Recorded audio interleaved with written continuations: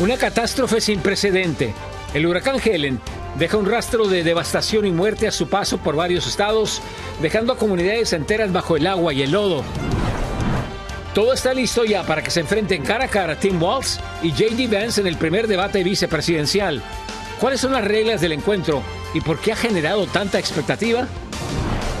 Donald Trump sugiere que con una hora dura de acción policial se acabarían con los delitos en el país y no perdió oportunidad de relacionar a la inmigración con el supuesto aumento del crimen. La administración del presidente Joe Biden promulga una regla final que restringe aún más las solicitudes de asilo en la frontera. Con lágrimas y nostalgia, el presidente Andrés Manuel López Obrador se despide en el último día de su tradicional mañanera, mientras que Claudia Sheinbaum está lista para enfrentar los desafíos como la primera presidenta de la República Mexicana. Día de luto en el deporte estadounidense. Fallecen dos leyendas del béisbol y el básquetbol profesional.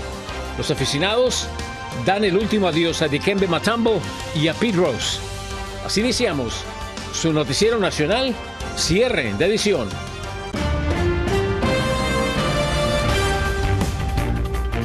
Muy buenas noches, bienvenidos a su noticiero nacional, cierre de edición. Les informa José Armando Ronstadt. Gracias por iniciar esta semana con nosotros. Iniciamos con lo siguiente. Continúa la emergencia en el sureste del país por el devastador paso del huracán Helen. La cifra de muertos ya rebasa los 130 y según el Departamento de Seguridad Nacional podrían superar las 600 víctimas. Laura Ortega nos tiene más información.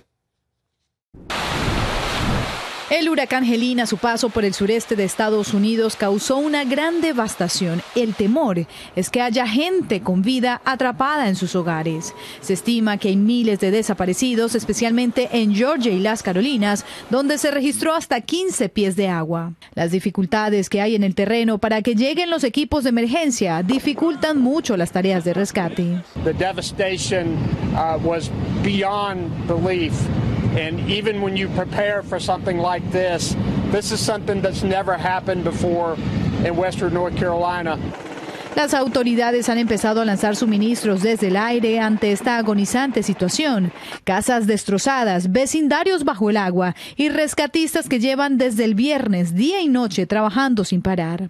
Por su parte, desde la Casa Blanca se informó que el presidente Joe Biden tiene la intención de viajar este miércoles o jueves a Carolina del Norte para evaluar la situación y destinar los recursos necesarios.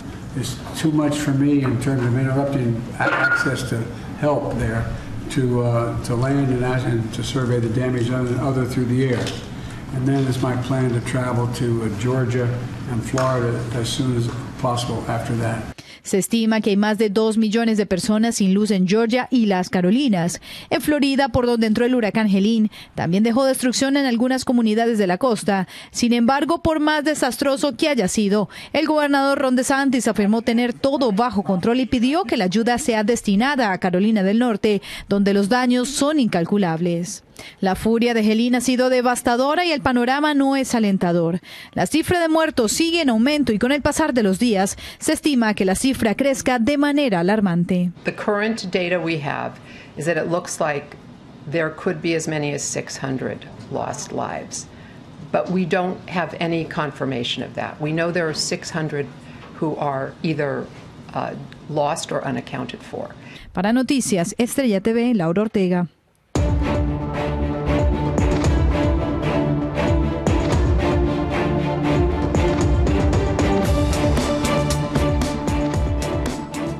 Mañana martes es un día importante. Los dos candidatos a la vicepresidencia se van a ver las caras en un debate organizado por la cadena CBS. Un encuentro que ha despertado más expectativas que en anteriores procesos electorales.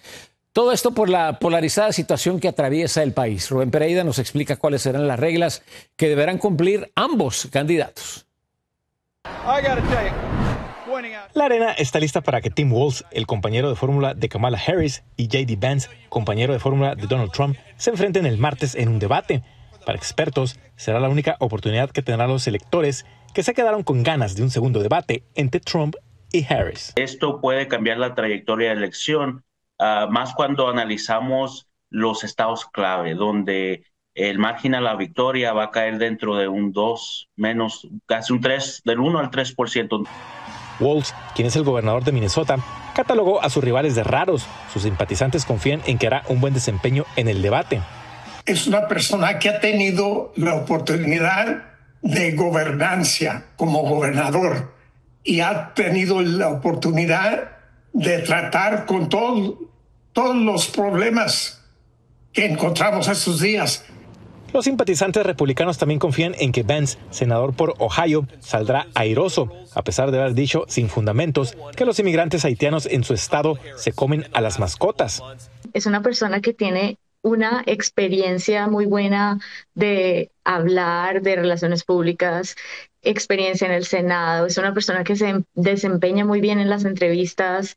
El debate durará 90 minutos sin público. No habrá declaraciones de apertura. No pueden tener apuntes. Tendrán 2 minutos para responder, 1 minuto para refutar. El micrófono permanecerá abierto todo el tiempo.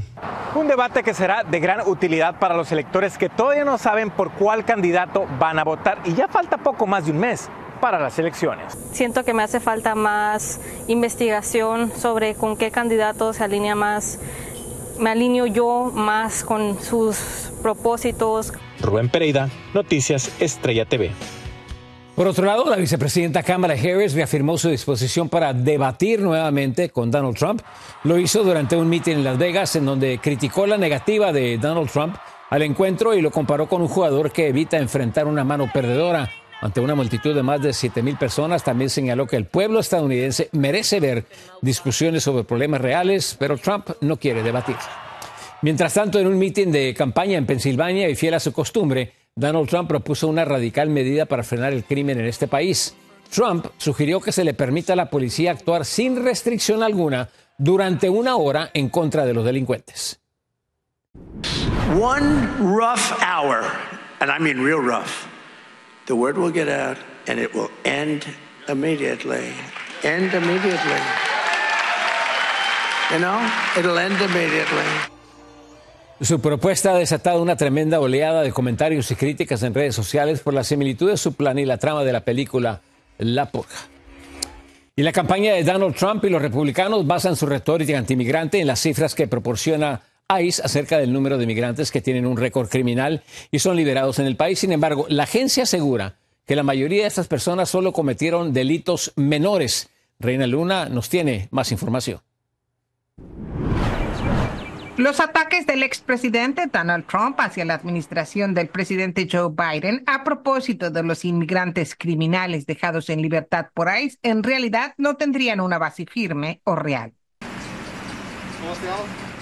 ICE informó primeramente que 662.556 inmigrantes criminales fueron liberados, pero no dijo, sino hasta ayer, que la mayor parte de los delitos son menores, por ejemplo, infracciones de tráfico o asalto, o que la cifra corresponde a un espacio de tiempo hasta de hace 40 años. Esos datos que él saca de los inmigrantes simplemente están fuera de un contexto real. Acostumbra a manipular números, ahorita anda en campaña, imagínate un personaje con escasa moral y ética, ¿qué no haría por tal de lograr votos? La agencia aclaró ayer que algunos de esos criminales incluso están en las prisiones de los Estados Unidos. Pero ya sabemos cómo es Donald Trump, dice lo que piensa antes de pensar. Se le salen las palabras.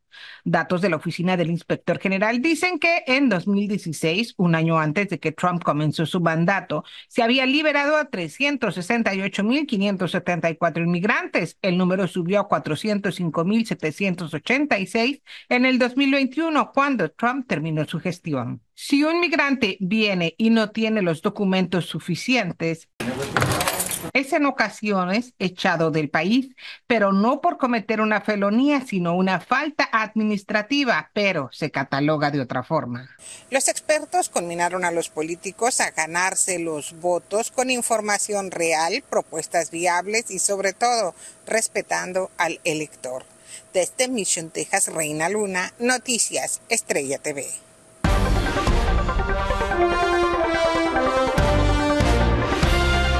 La administración del presidente Joe Biden anunció este lunes la regla final sobre las solicitudes de asilo en la frontera, aumentando considerablemente las restricciones impuestas desde el pasado mes de junio. Y para ampliarnos más en qué consisten estos cambios en Frente a Frente, ya nos acompaña el abogado de inmigración, Jaime Vázquez. Jaime, gracias por estar con nosotros. Jaime, ¿te sorprenden estos cambios?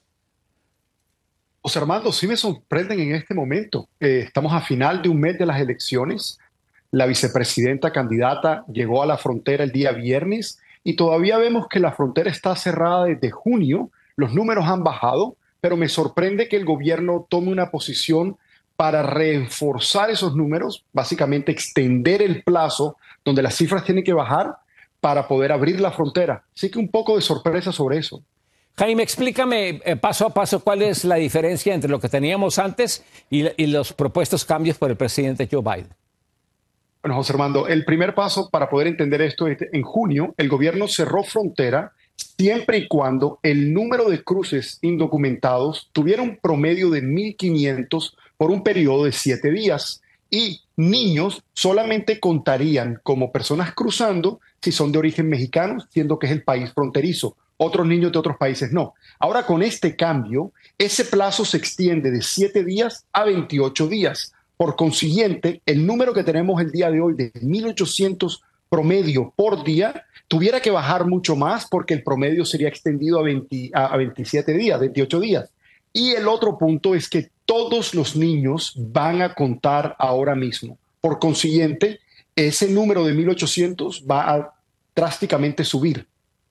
Y cuando dice 28 días, ¿tienen que ser días consecutivos, Jaime? Correcto. Tienen que ser días consecutivos de un promedio de menos de 1.500 para volver a abrir frontera. Algo que, José Armando, te puedo decir que prácticamente imposible en este momento.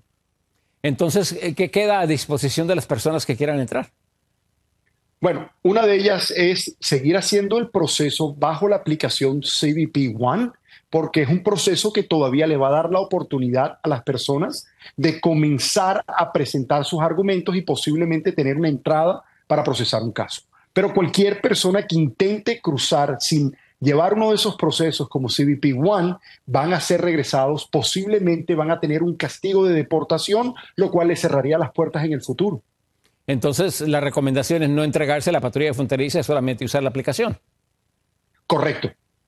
Muy bien, Jaime. Muchísimas gracias, buenos consejos y gracias por compartir tu conocimiento con nosotros, como siempre. Un placer. Muy buenas tardes. Vamos a un corte comercial. Regresamos con más información a cierre de edición. En su último día en el cargo, el presidente mexicano Andrés Manuel López Obrador se despide emotivamente en su tradicional famosa conferencia La Mañanera.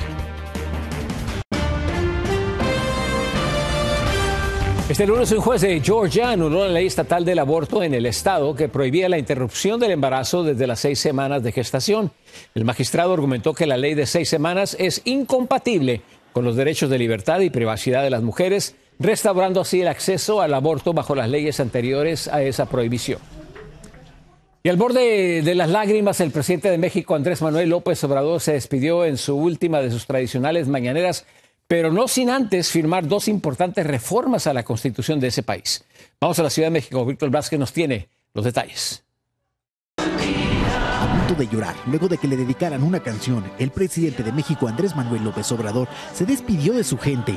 Y es que en la pieza musical se incluían fragmentos de hace 18 años atrás, cuando le colocaron la banda presidencial y llegó a Palacio Nacional, acompañado de una multitud de gente.